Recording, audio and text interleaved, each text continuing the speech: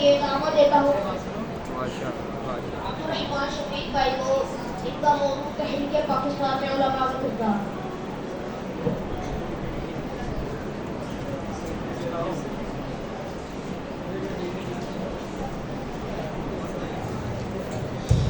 نحمده ونصلي على رسوله الكريم.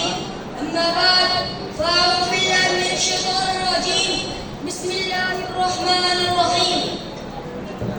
واذكروا إذ أنتم قليل مستضعفون في الأرض تخافون أن يتخطفكم الناس فآواكم وأيدكم بنصره ورزقكم من الطيبات لعلكم تشكرون.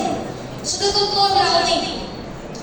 میرے معزز محترم اساتذہ کرام اور میرے مکتب ساتھیوں، السلام علیکم ورحمۃ اللہ وبرکاتہ. اس بات میں کوئی شک نہیں کہ جس سرزمین پر آج ہم اپنی زندگی کے شب و روز بسر کر رہے ہیں، یہ سرزمین بر صغیر کے مسلمانوں کی لاتعداد قربانیوں اور انتھک کوششوں کے نتیجے میں ہمیں حاصل ہوئی. جناب عالی، آج میں آپ کے سامنے تحریک پاکستان میں اپنے اکابر کے کردار کو ایک جھلک پیش کرنا چاہتا ہوں تاکہ ہمیں معلوم ہو سکے کہ تحریک پاکستان میں علماء اہل حدیث کا کیا کردار ہے. یہ بات تاریخی حقائق پر مبنی ہے. خود وفات رسول اللہ نے انگریزوں کے خلاف ممنوعی جہاد کے فتوے دیے. بعض نے تاریخی آزادی کی جیلوں میں کفر کے فتوے صادر کیے. لیکن تاریخ شاہد ہے کہ سیدان شہیدان کے قافلے کے سپاہی نہ تو کسی کے فتوے سے گھبرائے اور نہ مخالفت سے ڈرے، بلکہ انگریزوں کی طرف سے ملنے والی سخت سے سخت سزاؤں کو خندہ پیشانی سے قبول کیا. کئی قدر علماء کو پھانسی پہ لٹکایا گیا، قید قتل کی سزائیں سنائی گئی، کالے پانی کی سزائیں دی گئی. لیکن محمد عربی صلی اللہ علیہ وسلم کے ثبوت، احمد بن حنبل کے یہ روحانی فرزند، سید بادشاہ کے قافلے کے سپاہی تحریک آزادی پاکستان میں انگریزوں کے خلاف سیسہ بھرے دیوار بنے رہے اور قائد اعظم محمد علی جناح کے دست و بازو مقدس سرزمین کو آزاد کروانے میں اہم کردار ادا کیا.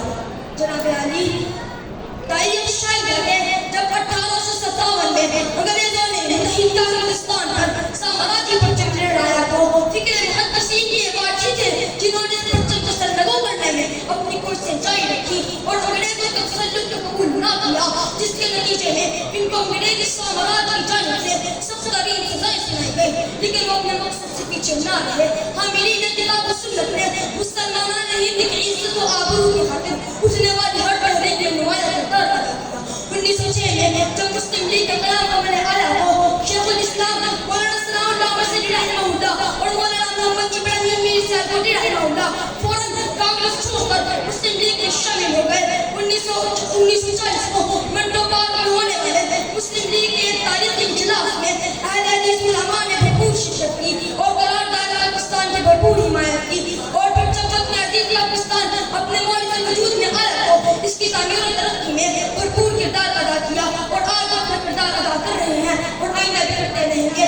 آخر میں بس اتنا ہی کہنا چاہوں گا، نہ سر جھکا کر جیے نہ منہ چھپا کر جیے، نہ سر جھکا کر جیے نہ منہ چھپا کر جیے، ستمگروں کی نظر میں نظر ملا کر جیے. کیا ہوا جو 2 دن کم جیے تو کیا ہم جو بھی جی اپنے حصے کے لیے جلا کر جیے. وما علینا الا البلاغ. اب تقریر کے لیے دعوت دیتا ہوں راحل عرفان بھائی کو. ان کا موضوع محنت کے عظمت ہے.